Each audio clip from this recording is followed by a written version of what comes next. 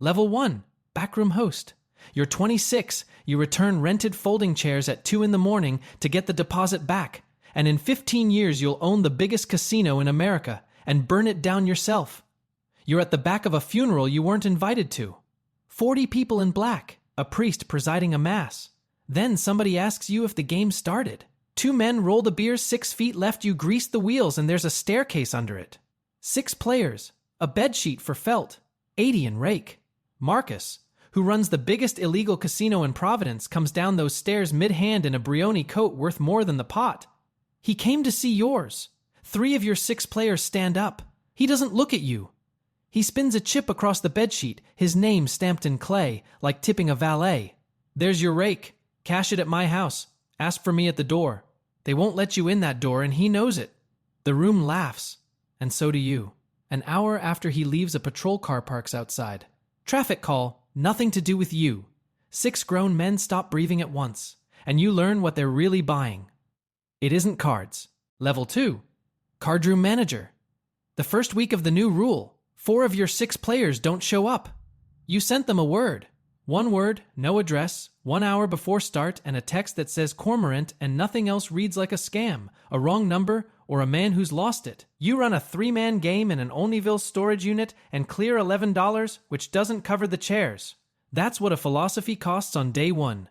$11 and your reputation with 4 grown men. You don't go back. You go smaller and stranger. The word comes from the obituaries. That week's always a fresh list every Thursday in the Providence Journal. And nobody in the history of law enforcement has cross-referenced a card game against the dead. If you know what the word means, somebody told you. Otherwise, it's just a word. You pay a locksmith's kid named Petey $200 a month for keys to vacant units. 9 rooms in rotation, a shuttered nail salon, a dental office in receivership, a church basement in Cranston which feels like a sin until you count the money. Your Aunt Dolores turns 70 that March and you run a game at her party, because nothing on this earth raids a 70th birthday. 6 grown men in paper hats, folding money under a paper tablecloth, and Dolores telling the room her nephew is in events. She's not wrong. She's just not right either. The Providence police are never wrong about you. They're just always 1 week late. The laundromat on Delaware Street belongs to a woman named Iris, who inherited it and can't sell it because nobody wants a building with that much plumbing. You tell her you need it 3 nights a month for private events. She looks at the folding table under your arm, then the 6 chairs in your back seat. She hands you the keys and doesn't ask anything. That's the entire negotiation. Cash in an envelope on the first. She never counts it in front of you, and in 15 years, she won't ask one question you haven't answered first. It's the only relationship you've ever had built out of things nobody says. Then Price gets followed. He's a dentist, your 3rd best player, and he has never checked a mirror in his life. 2 weeks after a patrol officer wonders why Price parks his leased Audi 4 blocks from his own house every Thursday. A cruiser turns onto Delaware at 11 at night and slows outside a laundromat closed 2 years with lights on in back. You get 90 seconds, cards into the wall cavity, chips into a mop bucket, and you walk out to your car and come back with a Stop and Shop sheet cake, kept in your trunk, replaced weekly, ever since Dolores turned 70. An idea so stupid that Sal's $68.60 a night, 40 years dealing for other men, has been laughing at it for 4 months. The officer opens the door on 6 grown men in an empty laundromat eating supermarket buttercream off paper plates, singing happy birthday to a man whose birthday is in March. He apologizes for the interruption. The door shuts. Nobody moves. Then Price starts laughing and the whole table goes with him, and you don't. Because what's climbing the back of your neck isn't relief. It worked. First live run, no rehearsal, which means there's no ceiling on how well you can do this. Sal stops laughing about the cake that night.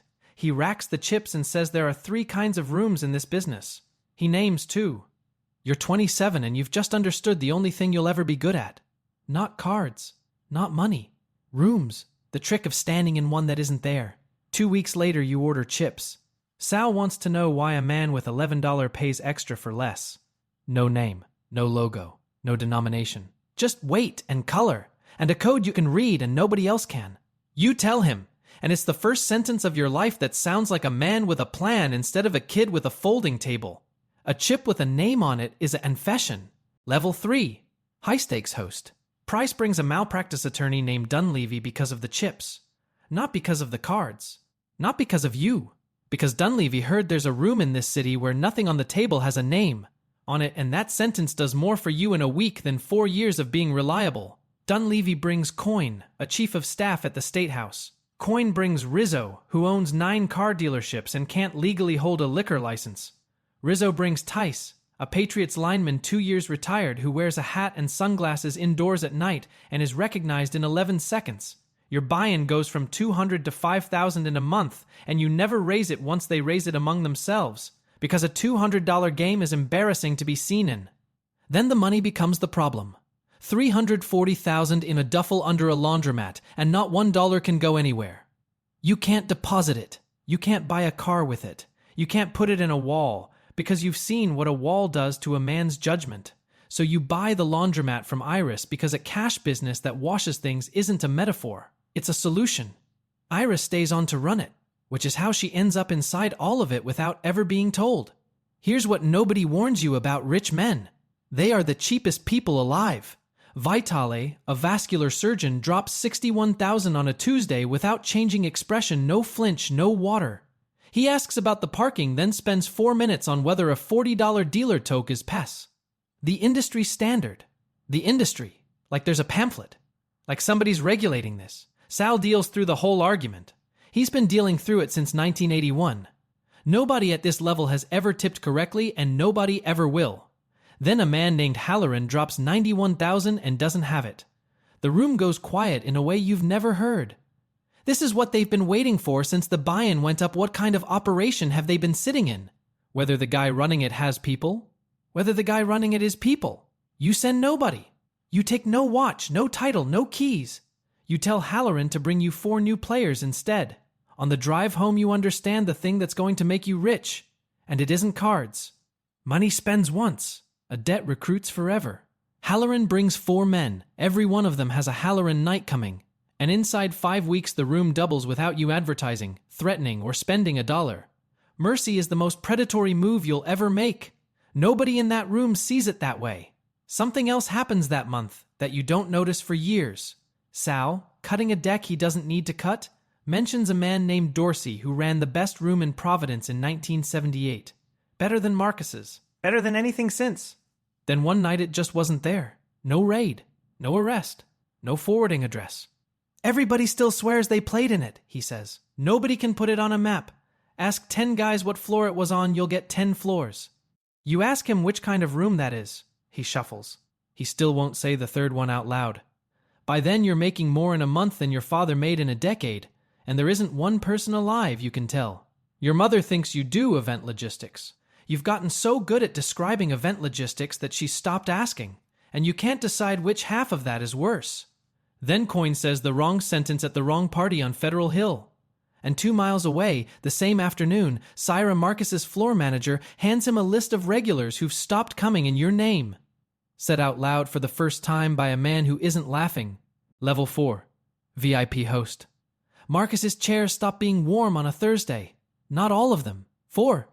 Then 6. Then the whole east side of his floor, and whales never announce anything. They don't complain, they don't quit. They develop other plans. Syra writes down who stopped coming. The list is short, wealthy, and identical to yours. Meanwhile, you have a problem you'd have laughed at 3 years ago. You need a room that holds 90 people, and a room that big can't rotate. So you stop hiding in plain sight and start hiding under it.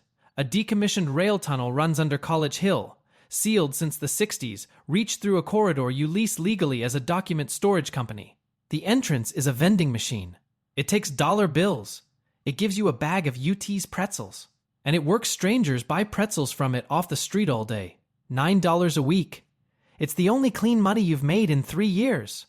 And if you make the right 3 selections in the right order, the cabinet rolls back and there's a freight elevator behind it that drops 60 feet in 19 seconds. That's the part everybody remembers. Here's the part nobody thinks about. The hard problem isn't the door. It's the air. 90 people, no windows, 60 feet down, 11 hours of cards.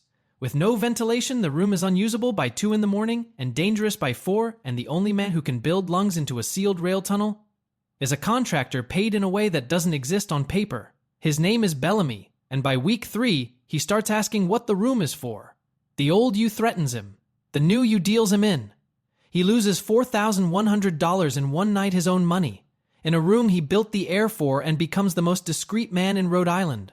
He still sends a Christmas card, addressed to the storage company. Then Marcus calls. Not a threat. Lunch.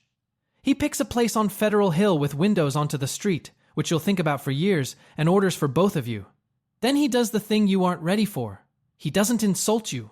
He offers you $2 million and a partnership, and lays out his philosophy in 90 seconds flat, unembarrassed, the way a man explains a load-bearing wall. You're a rumor. I'm a business. They come for me. I pay a fine, and I'm open Friday. They come for you. There's nobody to fine. No license to pull. No company to sue. No name on a lease. You don't get shut down. Kid, you stop existing. And so does everybody who worked for you. Here's the part you don't tell anyone for 15 years. You're going to take it. You're 29, in a restaurant with windows, and $2 million isn't a number to you, it's a physical sensation in your hands. The yes is in your mouth. Then Marcus mentions the sign over the door will carry both names. A sign. You say no to $2 million over a piece of lit plastic, and you don't understand why until you're merging onto Interstate 95, and it lands so hard you change lanes. It was never about staying small. It was never about the police. It was a funeral basement, 3 of your 6 players standing up, and the arithmetic that a room with your name on it is a room somebody can take by taking your name. You slide his chip back across the tablecloth before you go. He doesn't pick it up. The gold day date catches the window light when he waves you off. Keep it. It's the only thing you own with a name on it.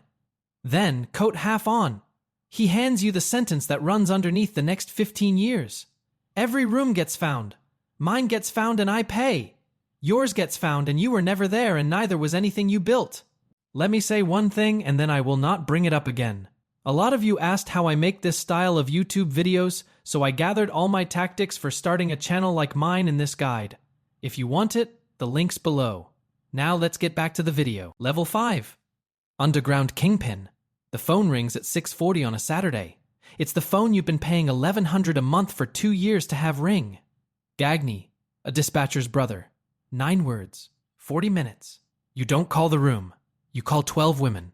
Their names sit on a retainer sheet in a safe deposit box. $300 a month each. 14 months for nothing. You've run this drill monthly all year. Your staff calls it the most expensive, stupid idea in Rhode Island. Sal never joked about it. At 7:20, 19 tactical officers come through a steel door on Manton Avenue with a warrant, a ram, and a clear picture of what they'll find. They find 12 women and a blanket. Real yarn. Real tea. A half-finished Afghan in a color nobody would choose on purpose. Mrs. Ferreira, 71, doesn't stop knitting. A sergeant stands in that doorway 11 full seconds, apologizes for the interruption, and Mrs. Tavares offers him a scone. He takes it. The blanket gets finished that winter. Mrs. Ferreira gives it to her granddaughter, who is 4, and who grows up sleeping under an alibi. 3 floors below, 60 people stand in the dark not talking, and there's one hand still live on the table, because Sal had already burned and turned, and nobody was going to muck a maid flush over a door. That's the night you become something in this city. Then Price runs. He's outside the perimeter. He's clear. He is genuinely, completely clear, and he runs, the one thing the drill forbids, because a man walking is furniture and a man running is a case. They pick him up 4 blocks east with 18,000 in chips in a gym bag. The chips go into evidence. There's a photograph of them on page 11 of the journal. They're blank. No house. No name. No denomination. A forensic accountant looks at 18,000 in unmarked clay and can't tell a grand jury what they are, where they came from, or what they're worth. Your invention works exactly the way you designed it in a laundromat at 27, paying extra for less. And Price gets 14 months because the invention protects the room. It was never built to protect the man carrying it. You spend a week in the dark laundromat working the problem the way you work every problem. Every route ends the same place. A lawyer is a record. A wire is a record. Cash through a third party is a record with an extra man in it. A visit is a photograph in an intake log. Iris sits with you 2 of those nights. She brings coffee milk and a box of Dunkin', doesn't ask what the legal pad is for, and is the only person alive who knows you spent a week on it.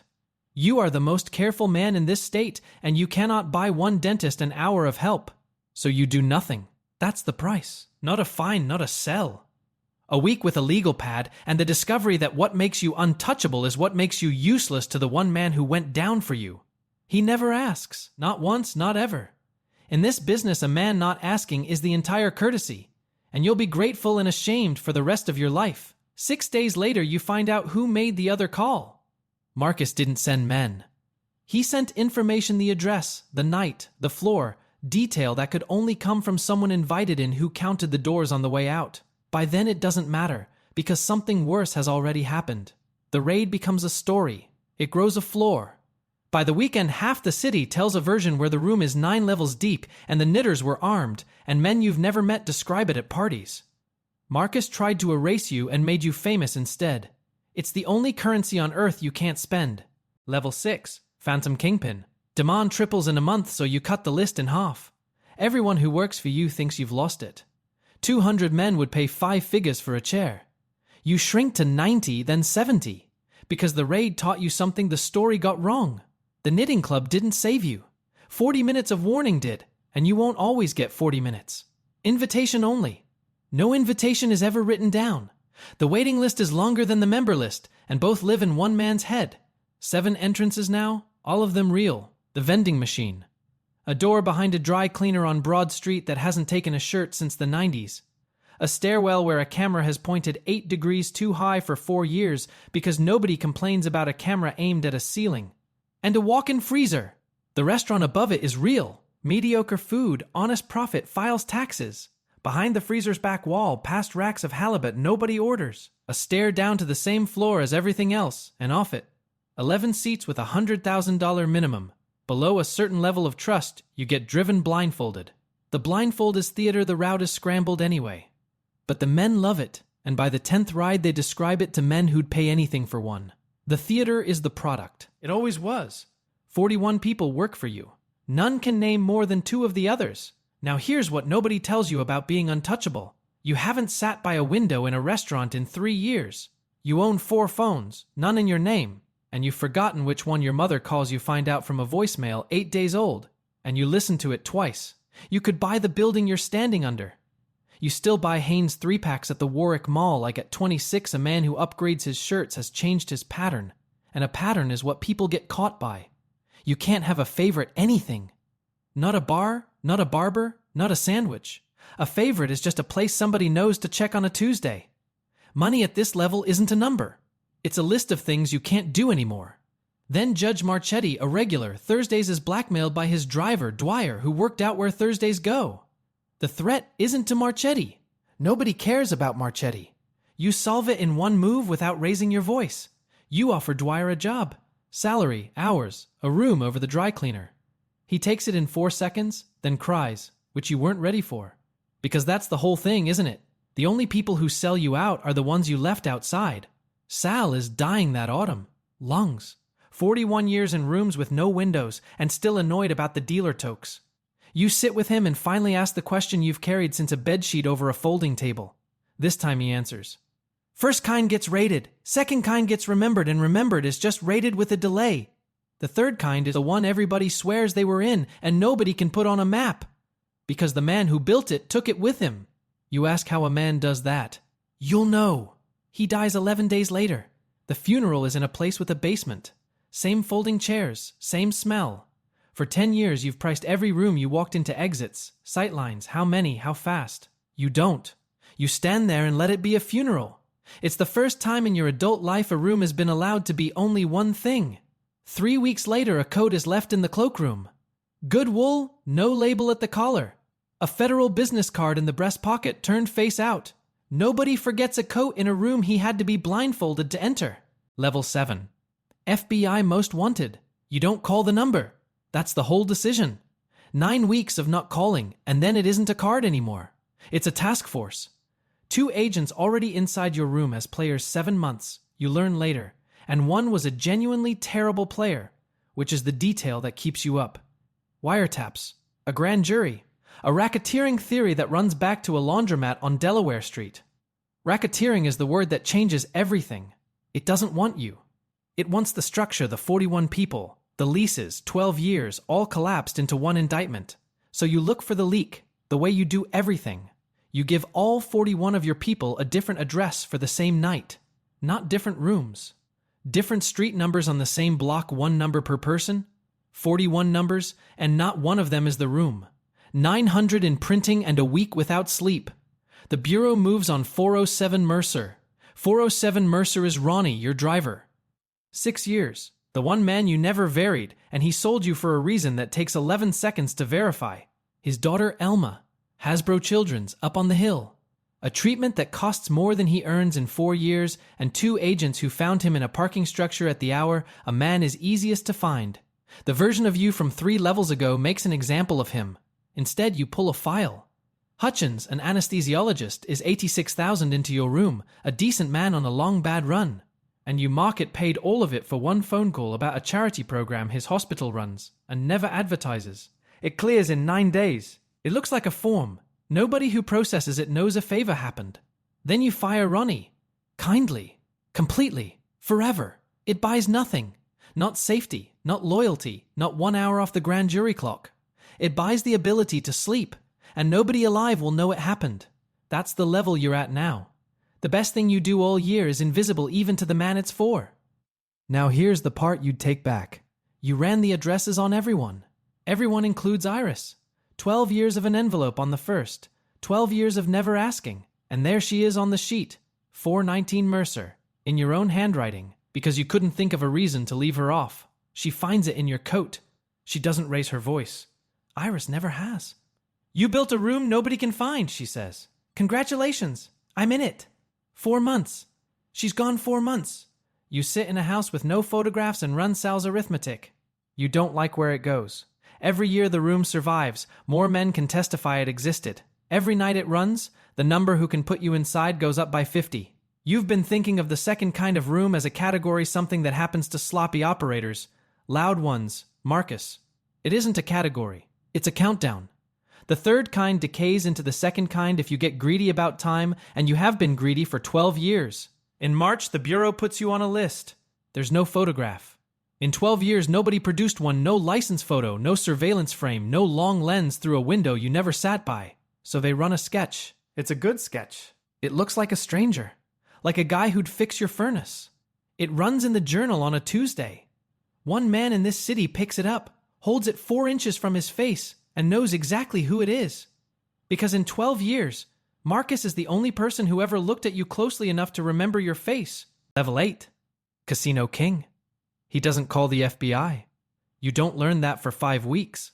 A man who mocked you in public for 14 years holds a sketch of your face and doesn't pick up a phone because calling the Bureau burns the only thing in this city he still wants. Marcus is starving. The thing that made him safe killed him. He was right that he could pay a fine. What he never priced was the week the indictment hit the front page and the celebrity table stopped coming. The product was being seen there. And nobody wants to be seen somewhere about to be a headline. The Lamborghinis were leased, both of them. The gold day-date is in a pawn shop in Pawtucket, where nobody would recognize him. First time in his life he's wanted that. He's a brand in a market that stopped buying, and he needs the thing he spent a career calling a rumor. 5 weeks and a great deal of money later, he finds the freezer. Now, the night. 200 players.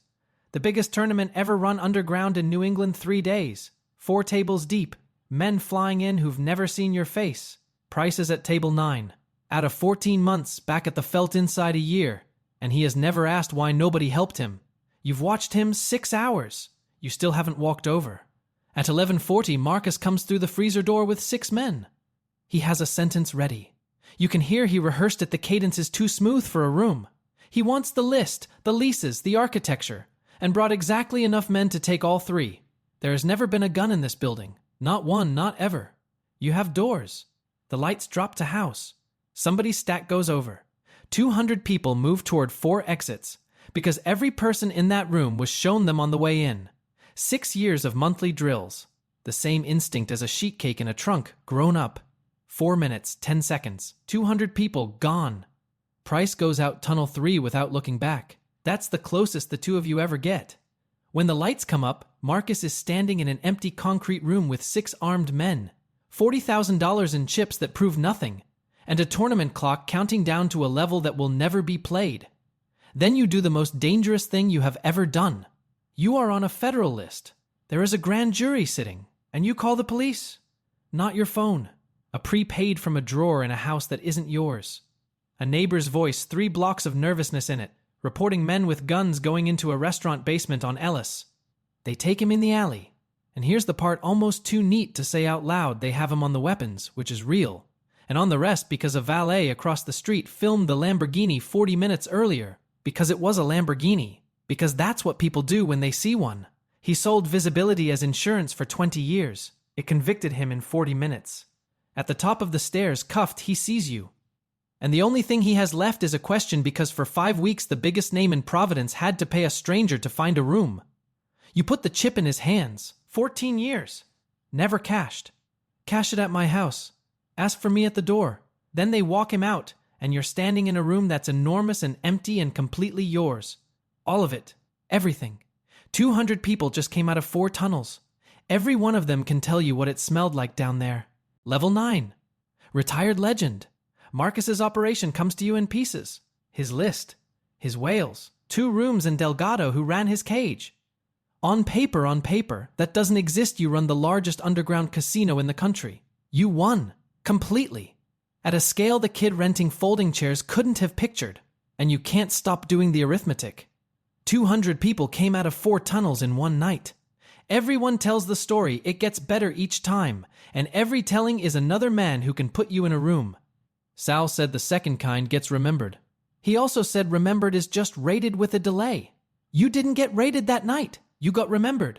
It takes 9 days to accept and 1 night to finish. You do it yourself. Iris came back the week after the tournament, and you never asked why. The only currency you two have ever traded. She doesn't ask what this is for either. The felt goes up like paper. Faster than paper. The wheels take forever. The spindles are steel and steel doesn't care. You stand in a lot off Allen's Avenue at 3 a.m. watching a roulette wheel refuse to stop existing. And the chips don't burn at all. Nobody tells you that. Clay composite doesn't burn, it slumps. 40,000 blank chips, 15 years of a philosophy, fusing into one gray lump the size of a car battery. You keep it, the only trophy in this story, and nothing is written on it. Here's what you understood in that lot. You didn't burn the money. The money was never the room. You burned the last physical evidence that anyone had ever been anywhere. And you burned the case with it. Racketeering needs a structure, and a structure needs an address. There's no venue. No photograph in 15 years. No chips, just a lunk no lab can read. 200 witnesses who can't agree on a floor, a street, or a door? A grand jury can indict a room. It can't indict a rumor. 9 months later, the task force stops being a task force. The legend survives. The building doesn't. That was always the difference, and it took a dying man to say it and 15 years to hear it. The lump is still warm when Iris sits on the tailgate. Neither of you says anything for a while. That's where you say the true part. That's somewhere between a funeral basement and 4 tunnels. Invisible stopped being a strategy and became the only way you know how to be a person. That you don't know how to be found anymore. Including by her. She doesn't tell you it's all right. She takes one of the 4 phones out of her bag and puts it in your hand. This one's been mine for 9 years, she says. You never picked it up first, not once. The problem was never that she couldn't find you. It's that in 15 years you never chose to be findable, and unlike a room, that's a door only you can open from the inside every day. Years later, there's a kid you never get the name of, running a 6-man game in an Olneyville storage unit with a space heater and rented chairs.